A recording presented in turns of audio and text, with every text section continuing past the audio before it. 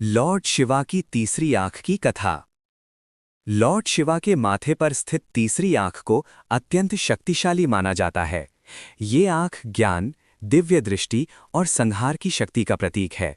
जब ये खुलती है तो उससे निकली अग्नि सब कुछ भस्म कर सकती है। कामदेव और शिव की तीसरी आंख की कथा।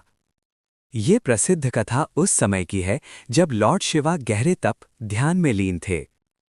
उधर राक्षस तारकासुर ने कठोर तप करके वरदान प्राप्त कर लिया था कि उसे केवल शिव के पुत्र द्वारा ही मारा जा सकता है। लेकिन उस समय शिव अपनी पत्नी सती की मृत्यु के बाद गहरे ध्यान में थे और संसार से विरक्त हो चुके थे। देवताओं को चिंता हुई कि यदि शिव विवाह नहीं करेंगे तो उनका पुत्र नहीं होगा और तारकासुर का अंत असंभव हो जाएगा।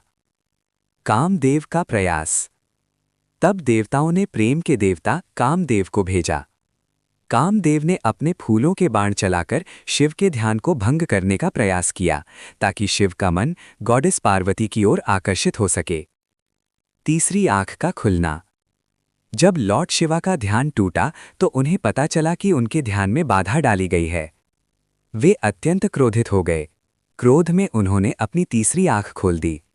उस तीसरी आंख से निकली भयंकर अग्नि में कामदेव भस्म हो गए।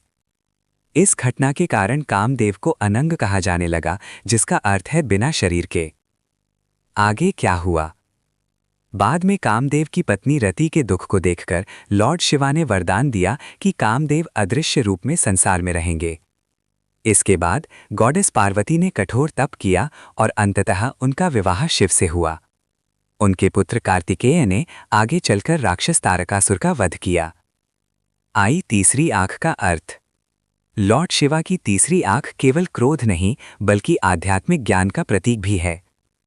ये दर्शाती है सत्य को देखने की शक्ति, अज्ञान का नाश, बुराई का विनाश, दिव्य चेतना।